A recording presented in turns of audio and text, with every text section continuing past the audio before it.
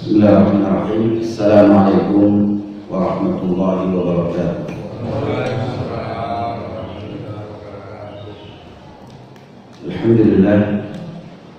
Alhamdulillahilladzi hadana li hada wa ma kunna linahtadiya laula an hadana Allah. Asyhadu an la ilaha illallah wahdahu la syarika lah wa asyhadu anna sayyidana Muhammadan abduhu wa rasuluh wa safiyuhu min khalqihi wa khaliluh.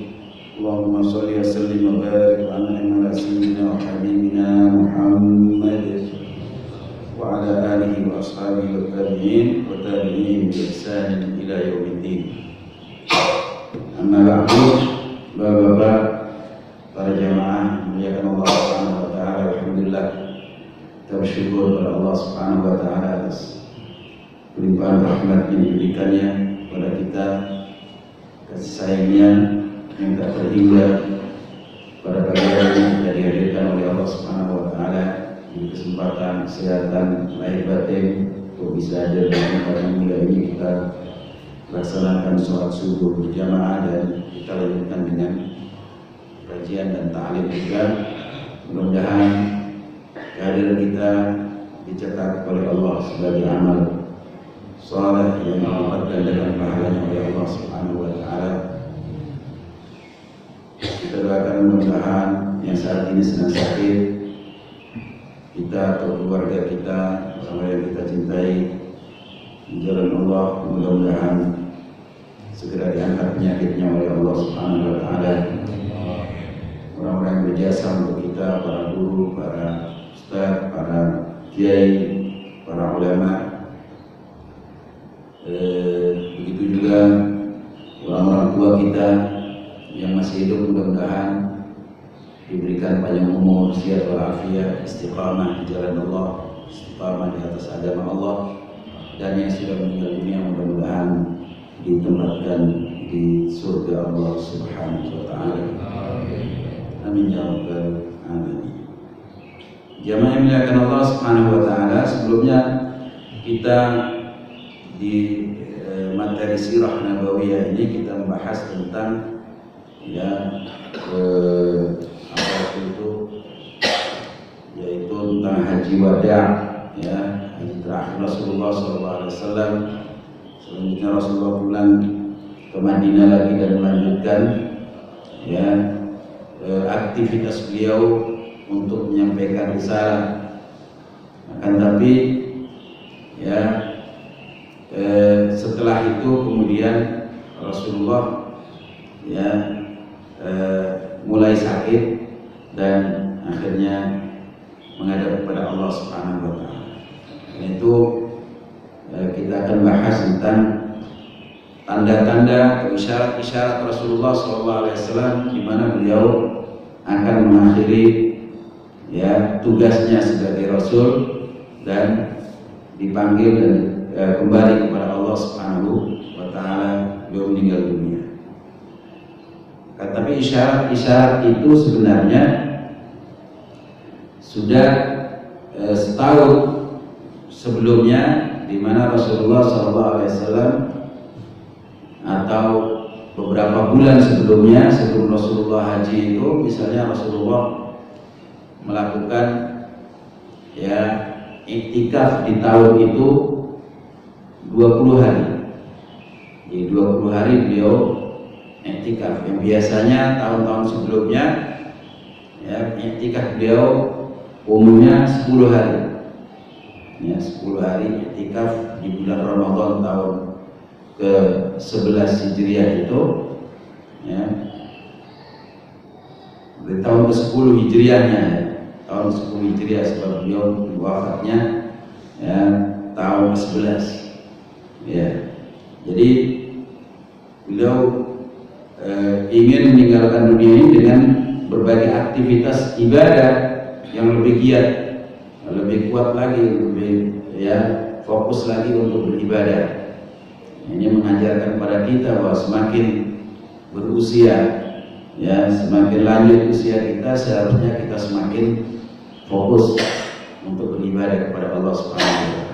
Termasuk di Ramadan tahun itu juga ya Rasulullah bertadarus menghatamkan Al-Quran bersama Jibril 2 kali di dalam bulan Ramadan. Biasanya 1 kali, karena memang Rasulullah SAW kebiasaan beliau setiap Ramadan itu didatangi oleh malaikat Jibril untuk melakukan tadarus.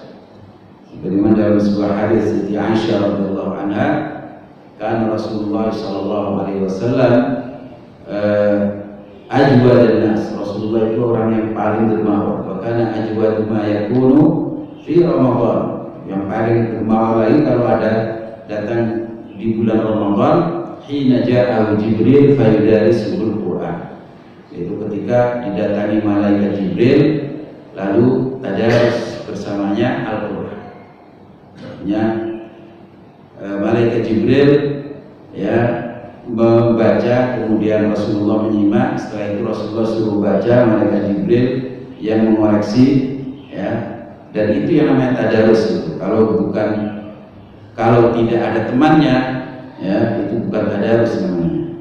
Itu namanya tilawah saja, membaca sendiri. Tapi kalau bersama-sama dengan teman, nah itu yang dilakukan Rasulullah bersama malaikat Jibril, ya, saling menyimak. Kemudian kalau Rasulullah disuruh membaca, kemudian ada yang perlu dibetulkan oleh malaikat Jibril. Untuk yang dibaca Rasulullah di hadapan malaikat Jibril adalah Al-Quran ala sab'ati ahruf. Ala sab'ati ahruf itu artinya bahwa beliau membacanya dengan berbagai versi, ya, bacaan sebagaimana ada qiraat sab'ah, ya, bacaan 7 bacaan, riwayat bacaan atau 10 riwayat bacaan. Itu semuanya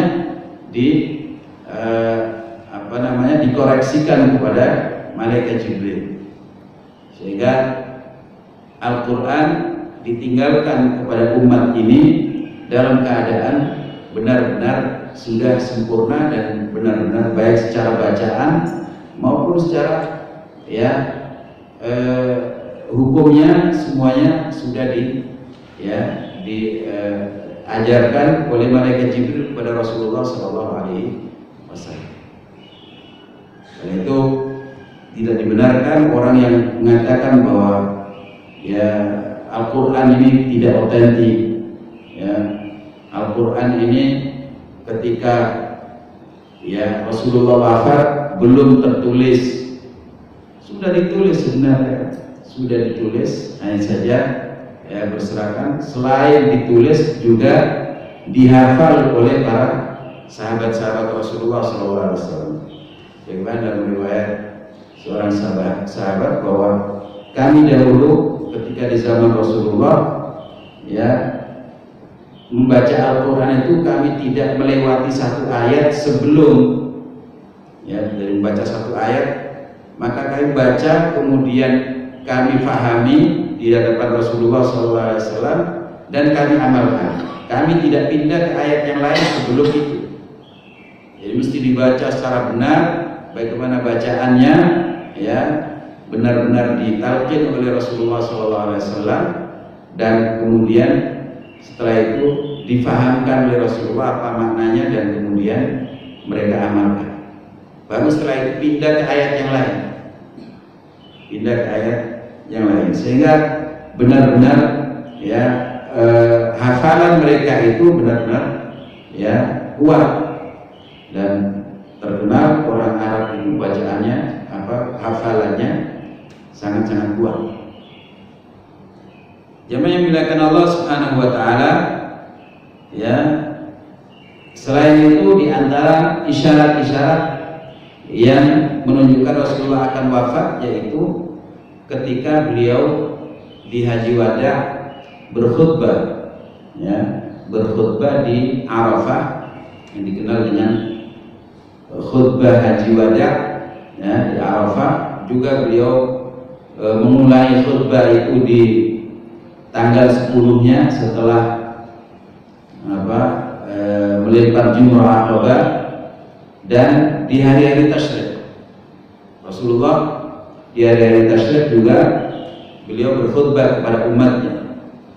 Nah, di antara khutbah itu ya Rasulullah SAW bersabda, "Inni la adri la'alli la alqakum ba'da ami hadha bihadzal mawqif abada." Di ayat yang lain, "Khudhu anni manasikakum fala'alli la ahujju ba'da ami hadha." Saya tidak tahu, kata Rasulullah, barangkali saya tidak akan ketemu kalian lagi setelah tahun ini di tempat ini. Selama-lamanya kita akan tidak ketemu lagi. Oleh karena itu, khudhu anni manasikakum, ambil dan contohlah manasik kalian kepadaku. Jadi manasiknya, tata cara dan amalan-amalan hajinya, ya ikuti Rasulullah SAW. Karena la'alli la ahujju ba'da ami hadza, karena bisa jadi saya tidak haji lagi setelah tahun ini. Berarti itu sudah isyarat betul bahwa Rasulullah akan meninggal dunia. Ya. Kemudian diantaranya lagi turunnya surat An-Nasr. Ya, turunnya surat Idza jaa nasrullahi wal fath wa ra'aitan nasa yadkhuluna fi dinillahi afwaja fasabbih bihamdi rabbika wastaghfirhu innahu kana tawwaba. Jadi di ayat itu atau di surat itu, ya, atau surat ini pernah tafsirkan oleh sahabat Rasulullah yang dikenal dengan Sahabul Ummah, ulamanya umat ini, yaitu Abdullah bin Abbas. Suatu ketika Umar bin Khattab radhiyallahu anhu, ya, ketika beliau menjadi khalifah, menjadi Amirul Mukminin, beliau mengangkat anggota majelis syuranya, majelis permusyawaratan beliau itu, ya, itu terdiri dari orang-orang sahabat-sahabat senior, orang-orang yang sudah awal masuk Islam, kemudian sudah pernah berjuang bersama Rasulullah SAW, ya, misalnya Zubair bin Awam, kemudian Abdurrahman bin Auf, Utsman bin Affan, Ali bin Abi Thalib, Talha bin Ubaidillah, ya, orang-orang yang senior, sahabat-sahabat senior. Tetapi yang sangat mengherankan sahabat-sahabat senior itu bahwa Rasulullah juga memasukkan sebagai anggota, yaitu Abdullah bin Abbas. Ini anak masih belasan tahun, ya. Abdullah bin Abbas masih belasan tahun. Maka mereka kemudian, ya istilahnya rasan-rasan begitu, ngomong-ngomong sama mereka, kan kita juga punya anak seperti dia, ya. Dia masih anak-anak, kita juga punya, misalnya ada Abdullah bin Umar, Abdullah bin Zubair, ya, Abdullah bin Amr bin As, mereka juga orang-orang alim juga, ya, anak-anak muda. Kenapa tidak diikut sertakan dalam majelis ini? Kenapa Abdullah bin Abbas? Nah, Sayyidina Umar dengar, ya, selentingan bahwa mereka membicarakan masalah itu. Maka dipanggil semuanya oleh Sayyidina Umar, ya, ditanya, kenapa saya mengangkat dia sebagai penasihat atau termasuk majelis syuro, ya, karena saya tahu dia beda dengan yang lain, ya. Coba saya tanya kepada kalian soal penafsiran surat An-Nasr, Idza jaa nasrullahi wal fath, dan seterusnya. Mereka mengatakan bahwa surat itu adalah perintah kepada Rasulullah ketika datang kemenangan, sudah dibukanya kota Mekah, ya, kemudian banyak orang yang masuk Islam berduyun-duyun, maka kemudian hendaknya Muhammad selalu bertasbih, mohon ampunan, dan ya bertobat kepada Allah Subhanahu wa taala. Ya, mensyukuri nikmat Allah dengan banyak memuji Allah, bertobat kepada Allah Subhanahu wa taala. Itu paham kalian? Betul. Ya. Sekarang coba bagaimana Abdullah bin Abbas memahami surat ini. Ya. Ditanya Abdullah bin Abbas, bagaimana menurut pendapatmu wahai Abdullah bin Abbas? Beliau mengatakan, ya Amirul Mukminin, surat ini adalah isyarat kematian Rasulullah SAW yang sudah dekat. Kenapa begitu? Iya, artinya ketika ya manusia sudah banyak yang masuk Islam, kemudian Mekah yang tadinya dikuasai oleh orang-orang jahiliyah, ya banyak musyrikan di sana, kemudian berhasil dikuasai oleh Rasulullah SAW. Itu artinya tugas Rasulullah sudah mulai selesai, sudah hampir selesai. Karena itu diisyaratkan kalau tugasnya sudah selesai bersyukur. Nah, kalau sudah selesai berarti sudah mendekati ajal beliau.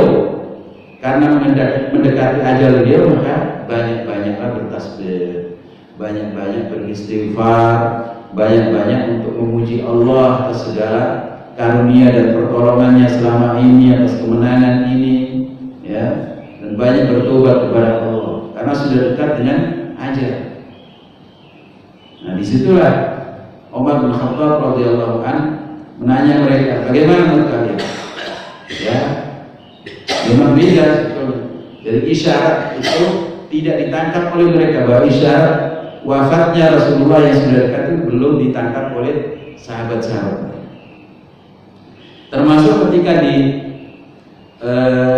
Arafah, ya, ketika di Arafah Rasulullah habis khutbah di Namirah, kemudian ke Jabal Rahmah, beliau berangkat ke Jabal Rahmah, kemudian turun ayat Al-yawma akmaltu lakum dinakum wa atmamtu alaikum ni'mati dalam surat Al-Maidah ayat 3. Ya, pada hari ini telah aku sempurnakan, ya, agamaku untukmu, untuk agamamu telah aku sempurnakan. Wa atmamtu alaikum ni'mati, dan aku cukupkan untuk kalian nikmatku. Wa raditu lakumul Islam madina, dan aku ridha Islam untuk menjadi agama kalian. Nah, ketika mendengar ayat ini turun, sahabat Abu Bakar menangis. Sahabat Abu Bakar As-Siddiq radhiyallahu anhu, beliau menangis. Sahabat-sahabat yang lain heran. Ini mengapa ini? Orang tua ini, Syekh, ini kenapa Syekh ini? Ya, Abu Bakar itu memang sudah sepuh, bersama Rasulullah hampir seusia, gitu kan? Kenapa Syekh ini menangis? Orang Allah menurunkan ayatnya, menunjukkan bahwa agama kita sudah sempurna. Kenapa mesti menangis? Mestinya juga harusnya bergembira. Karena ada orang Yahudi yang mengatakan, seandainya ayat ini turun kepada kami, niscaya kami jadikan hari turunnya itu sebagai hari raya. Nah, sahabat-sahabat yang lain merasa bahwa aneh saja, ya, Abu Bakar As-Siddiq menangis. Maka Abu Bakar As-Siddiq mengatakan, ya, menjelaskan kepada mereka kenapa beliau menangis. Beliau katakan bahwa sesuatu yang sudah sempurna itu akan bergerak menjadi berkurang. Kemudian ketika agama ini sudah sempurna, berarti Rasulullah akan meninggalkan kita, karena sudah sampai, ya, kepada ibarat bangunan begitu. Kalau bangunan ini sudah sempurna, sudah selesai, tukangnya akan pergi pulang. Nah, ini juga Rasulullah SAW. Maka Rasulullah menangis. Abu Bakar menangis karena akan ditinggalkan oleh Rasulullah SAW. Di samping agama yang sudah sempurna, sesuatu yang sudah sempurna itu pasti akan sedikit demi sedikit akan berkurang, akan rusak di sana sini. Itu juga bangunan kan, bangunan sudah bagus, sudah ditinggalkan oleh tukangnya, oleh insinyurnya, oleh arsiteknya, sudah nggak situ lagi. Kemudian setelah itu lambat laun bangunan itu akan berkurang sedikit demi sedikit, rusak sedikit demi sedikit. Begitu juga agama. Agama ini ketika diturunkan oleh Rasulullah dan sempurna, dan sesuatu yang kalau sudah sampai kepada kesempurnaan, artinya dia akan berkurang. Itu yang membuat Abu Bakar radhiyallahu anhu ya menangis. Jemaah yang dimuliakan Allah Subhanahu wa taala, ya. Selanjutnya Rasulullah SAW di bulan Safar tahun ke-11 Hijriah. Jadi bulan Haji, Dzulhijjah, kemudian Muharram. Nah, bulan Safarnya itu Rasulullah ya ziarah ke makam para syuhada perang Uhud. Beliau itu sering ziarah kubur ya. Tiap malam, nah itu ke makam Baqi' ya, ziarah kubur, kemudian mendoakan ahli kubur, setelah itu pulang. Nah, tidak jarang Aisyah radhiyallahu anha itu ya ketika terbangun di tengah malam, Rasulullah nggak ada di tempatnya, dicari-cari. Sampai beliau kadang-kadang apa cemburu, jangan-jangan ini ke tempat istrinya yang lain, padahal malam ini malam bagianku. Dicari Rasulullah SAW, dan itu tidak jarang seperti itu. Maka ketika dicari, ketemunya di makam Baqi'. Beliau sedang berdoa mendoakan makam ahli kubur makam Baqi'. Di bulan Safar itu Rasulullah berziarah ke ya syuhada Uhud, ke Uhud bersama sahabat-sahabatnya. Kemudian setelah berziarah mendoakan ya para syuhada, kemudian Rasulullah berkhutbah ya memberikan tausiah, istilah kita, memberikan sambutan gitu ya. Kemudian di antara isi khutbah Rasulullah SAW, beliau bersabda, "Inni faratun lakum wa ana syahidun alaikum wa inni wallahi la anzuru ila haudil an wa inna maw'idakum al-haud." Ya. Wa inni uqitu mafatiha khazainil ard atau mafatihal ard, dan seterusnya. Yang isinya artinya ini faratun lakum, sesungguhnya aku, wahai sahabat-sahabatku, yang tadi berbicara sebelumnya itu kepada orang-orang yang sudah meninggal, yaitu assalamualaikum ya ahlal qubur dan seterusnya. Kemudian mendoakan mereka, dan Rasulullah mengatakan sesungguhnya kami ini akan menyusul kalian, dan sesungguhnya aku secara pribadi segera akan menyusul kalian. Ini isyarat Rasulullah mau menyusul mereka, mau meninggal dunia. Nah, kemudian Rasulullah kayaknya mau berpamitan dengan yang hidup. Jadi kalau tadi berpamitan kepada yang meninggal dunia, dan sekarang berpamitan kepada yang hidup. Jadi orang yang sudah sepuh itu hendaknya banyak ziarah ke makam, ya, ziarah kubur, ya, untuk yaitu ya mendoakan orang tua, saudara-saudara, teman-teman, ya, dan pamitan pada mereka. Ya, bisa jadi saya akan segera menyusul kalian.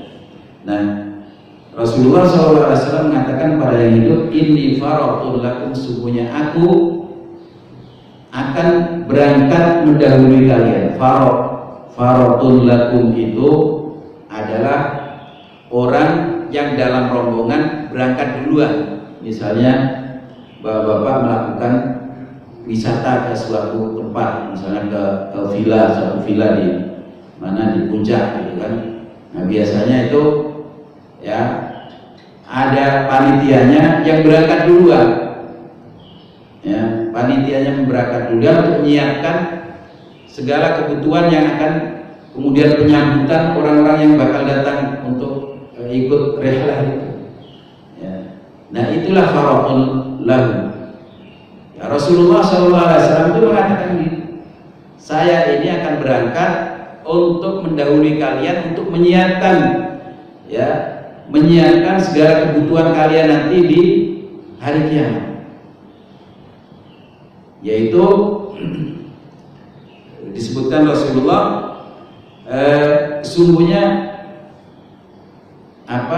tempat pertemuan kita nanti itu di Al-Haud. Al-Haud itu ada telaga Rasulullah yang ada dinamakan Al-Kautsar, telaga Kautsar. Nanti kita akan ketemu di sana, yaitu telaga Kautsar yang airnya lebih jernih, ya, dan lebih putih daripada susu, lebih manis daripada madu, dan lebih jernih daripada air biasa. Jernih, dan di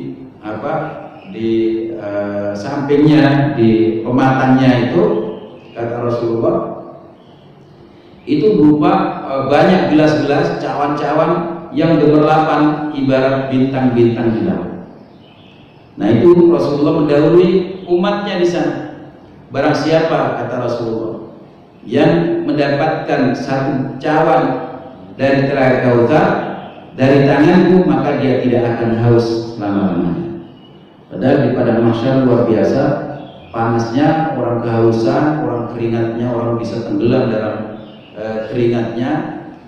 Akan tapi dengan ketemu dengan Rasulullah SAW, kemudian diberikan langsung dengan tangan beliau yang mulia, ya, dengan air telaga itu, kemudian tidak akan haus selama-lamanya. Mudah-mudahan kita semuanya termasuk orang-orang yang akan mendapatkan langsung dari tangan Rasulullah yang mulia untuk mendapatkan, ya, air telaga Kautsar dari tangan beliau. Ya. Jadi faradun lakum. Dalam hadis Rasulullah SAW termasuk farad itu adalah anak orang Islam yang meninggal sebelum akil balik, masih bayi, masih kecil, belum akil balik, belum punya dosa. Maka biasanya, ya, doa Rasulullah SAW ketika menyolatkan jenazah anak yang sudah meninggal, anak yang masih kecil meninggal dunia itu, bukan Allahumma ighfir lahu warhamhu wa'afihi wa'fu anhu. Ini perlu yang biasa menyolatkan, memimpin sholat, ya, kemudian kalau ada anak yang masih kecil meninggal, doanya bukan itu, ya. Doanya adalah Allahumma ja'alhu faratan liwalidayhi yawmal qiyamah waj'al lahu syafi'an mujabah. Ya, di antara isinya itu, ya Allah, jadikan dia sebagai farad, orang yang anak yang akan menyiapkan, ya, kebutuhan orang tuanya nanti di surga, dan dia yang akan menyambut orang tuanya untuk masuk surga. Itu farad. Jadi itu adalah anak orang Islam, ya, yang meninggal dunia. Nah, adapun anak orang yang non Muslim, nah ini ada perbedaan pendapat antara para ulama di mana mereka, apakah sama dengan anak orang Islam. Ya, ini ada yang mengatakan anak meninggal, anak orang non Muslim, ya, yang meninggal dunia, ada yang mengatakan ini sama dengan dia akan masuk surga, ya, karena umumnya hadis ma min mauludin illa wa yuladu 'alal fitrah. Setiap anak yang lahir itu lahirnya atas fitrah, suci bersih. Dia mati, dia masuk surga karena nggak punya dosa. Ada yang mengatakan itu, ada yang mengatakan ya dia adalah sama dengan agama orang tuanya, dihukumi seperti itu. Karena ketika ada anak non muslim meninggal, kan tidak kita sholatkan, kita menyolatkan, tidak, pasti dilakukan upacara-upacara seperti agama orang tuanya. Nah, makanya dihukumi ya sama seperti agama orang tuanya. Ada ulama yang ketiga ya yang mengatakan bahwa hukumnya sama dengan orang yang misalnya gila, sejak kecil gila sampai meninggal dunia. Berarti kan tidak punya kewajiban, tidak punya taklif apa-apa dia, bukan mukallaf. Ya. Berarti ya dia tidak pernah beriman, dia juga tidak pernah melakukan ya kewajiban-kewajiban sholat. Nah, nanti di akhirat bagaimana? Seperti orang gila, seperti orang lagi misalnya, termasuk diantaranya adalah orang yang tinggal di suatu tempat yang sangat jauh dan dia belum pernah mendengar tentang informasi tentang Islam. Jadi belum pernah mendengarkan dakwah, belum pernah ada ajakan orang untuk masuk Islam, dia tidak mengerti tentang Islam. Kemudian dia meninggal dalam keadaan seperti itu. Ya. Nah ini di akhirat bagaimana? Nah, jadi hukumnya seperti itu. Maka nanti di akhirat ya seperti firman Allah, wa ma kunna mu'adzibina hatta nab'atha rasula. Bagus ya. Bagus ini kucingnya, sehingga jadi perhatian semuanya. Baik, jadi hukumnya adalah seperti ya orang yang belum pernah mendengar dakwah. Maka di akhirat disebutkan orang-orang yang belum pernah mendengar dakwah seperti itu nanti diuji oleh Allah Subhanahu wa taala. Diuji sebagaimana orang-orang mukallaf diuji di dunia. Ya, yaitu disuruh untuk beriman dengan cara Allah perintahkan sesuatu ya, yaitu untuk masuk ke dalam api. Masuk ke dalam api. Bagi orang yang ya fitrahnya jernih, akalnya lurus, maka dia katakan ya ini kan perintah Allah. Apapun perintah Allah, sekalipun nampaknya ya menyengsarakan, nampaknya buruk, ya sudah kita jalankan saja, taat saja, sami'na wa ata'na. Masuk ke dalam api, masuk ke dalam api. Nah kita di dunia kan begitu, orang yang beriman itu sami'na wa ata'na sudah. Sekalipun kelihatannya berat, ya disuruh perang, disuruh ini kalau berjihad, disuruh bangun malam, disuruh ya mengeluarkan hartanya, ya itu kan berat. Kecuali orang yang sudah terbiasa, dilatih. Nah seperti itu. Nah orang yang demikian dia di akhirat ya sudah masuk saja ke api. Toh ini diperintahkan oleh Allah sami'na wa ata'na, dia masuk. Ternyata ketika masuk ya api itu terasa dingin dan dia masuk surga karena sami'na wa ata'na. Bagi orang yang ya suka menggunakan logikanya dalam menerima perintah Allah, ya dia akan mengatakan masa si Allah itu kan Maha Rahman, Maha Rahim, Maha bijaksana, ya Maha pengasih penyayang, masa nyuruh hambanya untuk masuk ke dalam api? Oh nggak mungkin lah, nggak mungkin. Karena menggunakan apa? Logika, rasional. Nggak rasional ini. Kan biasa orang kayak begitu. Ya, akhirnya nggak mau beriman dia. Ya sudah, enggak, ini tidak masuk akal seperti ini. Akhirnya dia tinggalkan. Karena tidak ditinggalkan dia masuk ke dalam neraka, berarti kafir. Ya. Jadi akan ketahuan orang yang asli beriman dan orang yang tidak asli beriman itu nanti di hari kiamat dari anak orang kafir yang meninggal waktu kecil, kemudian termasuk orang gila dan orang tidak pernah mendengar dakwah. Jadi Rasulullah SAW orang menjadi yang akan menyiapkan segala kebutuhan umatnya nanti di hari kiamat. Betapa sayangnya Rasulullah kepada kita. Ya. Kemudian wa ana syahidun alaikum, saya akan menjadi saksi bagi kalian. Ya. Wa inni wallahi la'anzuru ila haulil an, dan sesungguhnya saya sekarang di tempat ini sudah melihat telaga saya. Jadi telagaku saya lihat betul di mana ya cawan-cawannya gemerlapan seperti bintang-bintang di langit. Ya di sanalah nanti kalian akan minum, ya, kalian akan minum dari air telaga. Nah, kemudian wa inni uqitu mafatiha khazainil ardh, sungguhnya aku telah diberikan oleh Allah kunci-kunci perbendaharaan. Artinya segala perbendaharaan bumi yang ada di dalam bumi itu sudah diberikan kunci-kuncinya untukku, artinya untuk umatku. Semua umat Rasulullah SAW, baik umat yang Muslim yang mau menerima ajaran Rasulullah maupun umat-umat yang tidak mau menerima ajaran Rasulullah.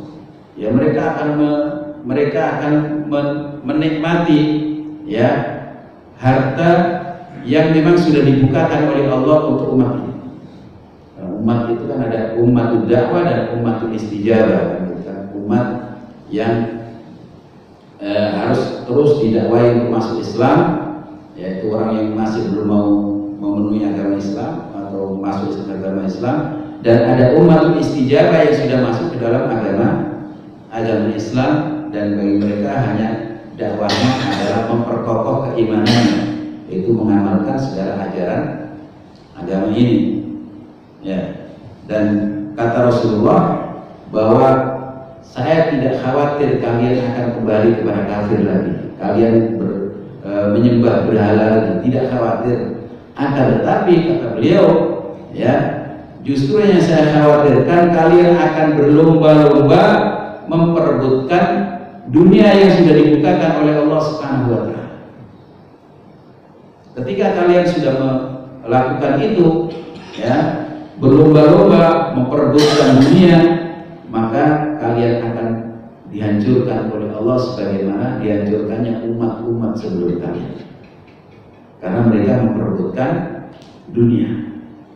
Sekarang kita bisa saksikan di zaman kita ini, ya, bagaimana orang memperebutkan jabatan, orang memperebutkan ya harta benda, ya, negara, antar negara, antar individu, antar kelompok, antar pejabat dan sebagainya, saling berlomba memperebutkan itu.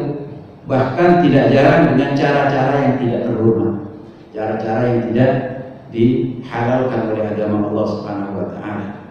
Saling, ya, ada korupsi, ada manipulasi, ada berbohong, membunuh, ya, demi untuk melanggengkan jabatan.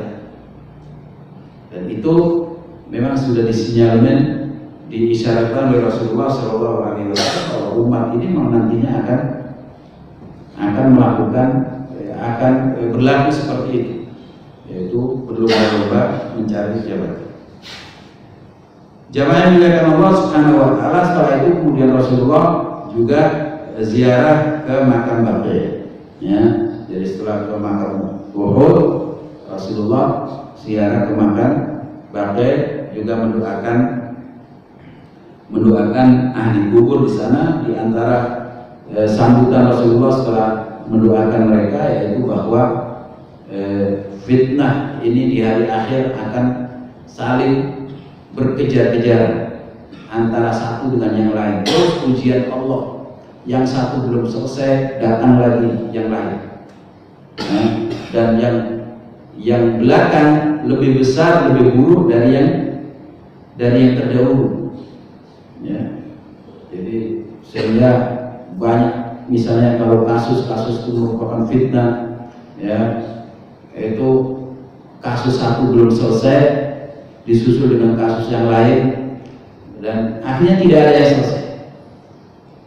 Nah, begitu juga fitnah dalam soal akidah, ya, berbagai macam aliran, berbagai macam pemikiran, berbagai macam ya penyimpangan dalam akidah juga banyak di tengah umat. Dan itu semuanya adalah ujian, fitnah dari Allah Subhanahu wa taala.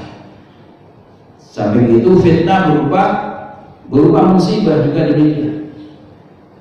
Musibah pembunuhan, musibah bencana alam, dan itu saling bertubi-tubi sedemikian rupa. Kata Rasulullah, "Qita'il lailil mudlim ya yattabi akhiruha awwalaha wal akhiratu syarrun minal ula." Sehingga seperti ya potongan-potongan malam yang gelap gulita, sehingga orang sulit untuk membedakan mana yang benar, mana yang salah, mana yang baik, mana yang buruk, di mana saling susul menyusul, di mana yang belakangan lebih buruk fitnah itu dibanding fitnah yang pertama. Kemudian Rasulullah SAW di akhir-akhir bulan Safar itu, ya berarti sekitar 2 pekan sebelum Rasulullah wafat, ya, karena Rasulullah wafat di tanggal 12 Rabiul Awal. Nah, di tanggal 29 Safar itu Rasulullah ketika selesai memakamkan salah seorang sahabatnya di Baqi, Rasulullah pulang mulai demam.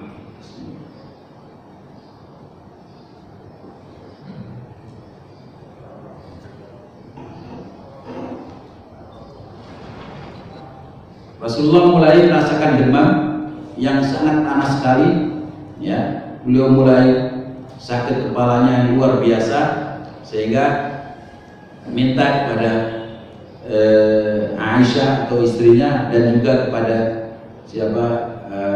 Ali bin Abi Thalib dan Abdullah bin Abbas atau Fadl bin Abbas, ya, saudaranya Abdullah bin Abbas, untuk diikat kepala beliau. Diikat dengan kain yang cukup tebal, diikat dengan kuat. Saking panasnya demam Rasulullah SAW, ketika dipegang kain ini, kainnya panas luar biasa. Karena kata Rasulullah SAW bahwa Nabi itu ketika diuji dengan sakit, maka sakitnya 2 kali lipat dari yang diterima oleh umatnya. Hal itu karena memang pahalanya Rasulullah itu berlipat-lipat, diberikan kelipatan, sehingga ujiannya juga berlipat-lipat juga. Sakitnya 2 kali lipat dibanding dengan sakit. Kalau kita sakit kepala misalnya begitu, ya pusing gitu. Nah, Rasulullah 2 kali sakitnya ini. Panasnya juga 2 kali demam yang dialami oleh umatnya. Ya. Makanya di situ memberikan pelajaran kepada kita supaya kita tidak mudah mengeluh ketika diuji dengan sakit. Toh Rasulullah yang orang pilihan Allah Subhanahu wa taala pun diuji dengan sakit yang luar biasa, sehingga beliau mengatakan, wah aduh kepalaku sakit sekali, ya, wah ya, waduh saya panas sekali, kena humma itu adalah demam, ya. Situ Rasulullah SAW ya sakit selama 11 hari, tapi Rasulullah tetap ya menjadi imam sholat selama ini, kecuali hari-hari terakhir menjelang wafatan Rasulullah SAW. Rasulullah ya dibopong oleh dua sahabatnya, yaitu Abdullah bin Abbas dan Ali bin Abi Thalib radhiyallahu anhuma, ya, ketika masuk ke masjid dibopong untuk ke tempat untuk mengimami, lalu Rasulullah jadi imam. Nah, bahkan suatu ketika Rasulullah mengimami itu dengan duduk, sehingga para ulama fikih menjelaskan bahwa boleh kita bermakmum dengan imam yang sedang sholat duduk sambil duduk, ya, karena Rasulullah Shallallahu Alaihi Wasallam mengimami sahabatnya dalam keadaan sakit dan dengan duduk. Nah, kemudian setelah itu, ya, Rasulullah Shallallahu Alaihi Wasallam dirawat di rumah istri-istrinya. Jadi dirawat di rumah istrinya, semakin parah sakit Rasulullah, panasnya semakin parah juga. Bahkan tidak jarang Rasulullah jatuh pingsan. Ketika jatuh pingsan, Rasulullah sadar, tolong saya dimandikan. Demam itu kalau orang kita kan nggak boleh dimandikan. Nah, Rasulullah mandikan saya, bahkan disebut dalam riwayat dalam riwayat ini dalam Sahih Bukhari disebutkan bahwa Rasulullah minta dimandikan dari 7 air dari 7 sumur yang ada di Madinah, ya. Kemudian Rasulullah sudah siuman, ya, kemudian Rasulullah minta supaya dibopong untuk jadi imam, ya. Seperti itu. Jadi Rasulullah SAW melakukan, ya, sekalipun dalam keadaan sakit tetap beliau menjadi imam. Luar biasa Rasulullah semangatnya untuk tetap menjadi pemimpin umat hingga beliau meninggal dunia. Jadi pembahasan tentang ini akan kita lanjutkan pada kesempatan yang akan datang, insyaallah. Ya, masih banyak yang kita bahas terkait dengan sakitnya Rasulullah dan wafatnya Rasulullah SAW. Kita bersyukur kepada Allah Subhanahu Wa Taala bahwa kita menjadi umat beliau yang luar biasa semangatnya untuk menyampaikan hidayah Allah kepada umatnya, termasuk kita semuanya. Mudah-mudahan kita menjadi orang-orang yang taat kepada Allah dan kepada Rasulnya. Ada yang bertanya? Silakan. Silakan. Ya. Terima kasih. Ada satu kisah yang diceritakan bahwa suatu saat Rasulullah mengumpulkan para sahabatnya khutbah gitu. Iya. Kemudian dia menanyakan siapa yang pernah terzalimi oleh Rasulullah, silakan dibalas.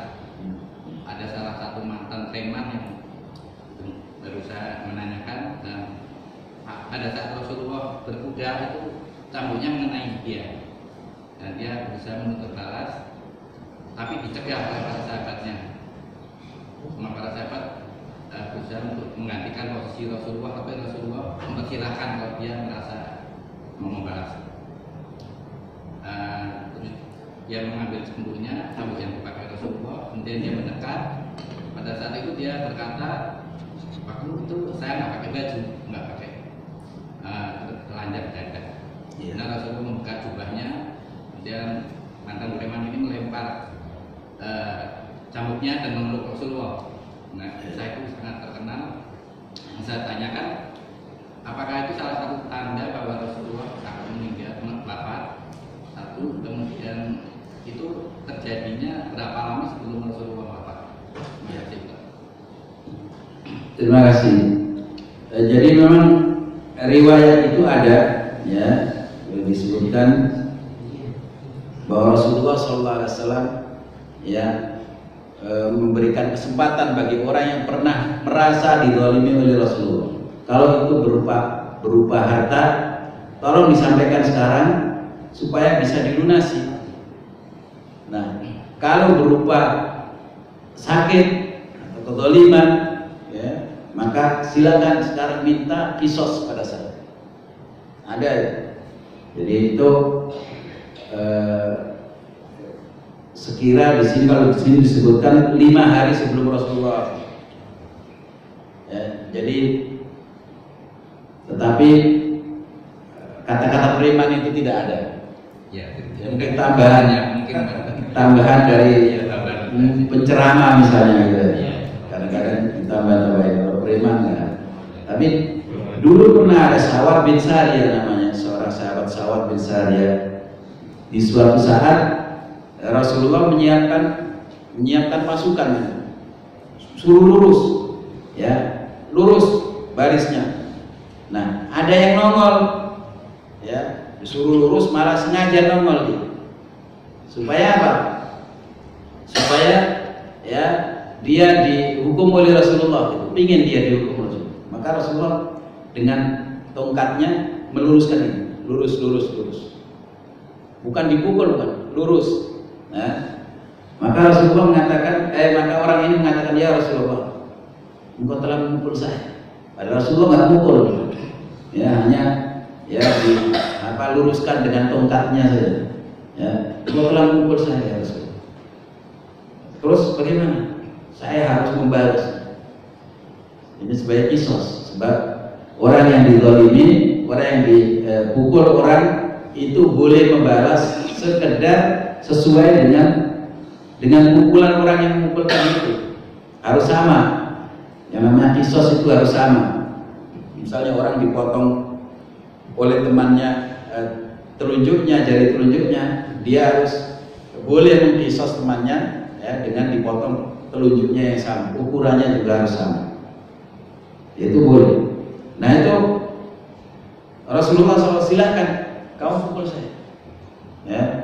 Ya Rasulullah, saya tidak mau kecuali kalau engkau bukakan bajumu, karena saya dalam keadaan tidak berbaju ini. Ya. Maka Rasulullah buka baju, silakan buka, ya, silakan pukul saya. Tetapi sahabat ini bukannya memukul Rasulullah, tapi memeluk Rasulullah SAW dengan erat. Jadi luar biasa beliau. Kemudian mengatakan, kenapa kamu lakukan ini? Ya Rasulullah, saya takut nanti belum pernah menyentuh tubuhmu ya Rasulullah. Kalau saya sudah meninggal dunia atau engkau meninggal duluan ya Rasulullah, saya ingin mencium tubuhmu yang mulia. Jadi begitu sahabat Rasulullah itu cintanya kepada beliau luar biasa. Maka dipersilakan, dan sebelum meninggal dunia juga begitu lagi. Ada orang yang merasa padahal tidak pernah Rasulullah menzalimi sahabat-sahabatnya, tidak pernah memukul dengan pukulan benar, ya, paling juga tadi disentuh, kayak begitu saja. Akan tapi memang para sahabat itu luar biasa cintanya pada Rasulullah SAW, sampai seperti itu ingin mencium, ya, kulit Rasulullah SAW, ingin merangkul Rasulullah SAW. Nah, lalu kita, ya, ini bagaimana? Di antara saat Rasulullah SAW mau meninggal dunia itu, beliau mengatakan juga, saya ingin melihat ikhwan, ya, teman-temanku. Kata sahabatnya, Rasulullah, bukankah kami adalah sahabat-sahabat? Bukan, kalian adalah ashabi. Tapi teman-temanku itu adalah orang-orang yang beriman kepadaku, tetapi belum pernah melihat aku. Artinya Rasulullah juga merindukan kita, merindukan umatnya yang belum melihat Rasulullah SAW. Kita dirindukan oleh Rasulullah SAW. Apa kita rindu pada Rasulullah? Kalau kita rindu, ya taat sama Allah dan taat sama Rasulullah SAW. Mudah-mudahan kita menjadi orang-orang yang dirindukan Rasulullah, dan kita akan ketemu dengan Rasulullah SAW dan menyentuh tubuh Rasulullah SAW yang sangat dimuliakan oleh Allah SWT. Amin ya rabbal alamin. Kurang lebihnya mohon maaf, mudah-mudahan bermanfaat. Subhanakallahumma rabbana bihamdik asyhadu an la ilaha illa anta astaghfiruka wa atubu ilaik. Wassallallahu ala sayyidina Muhammad wa ala alihi wasallam. Alhamdulillahirabbil alamin.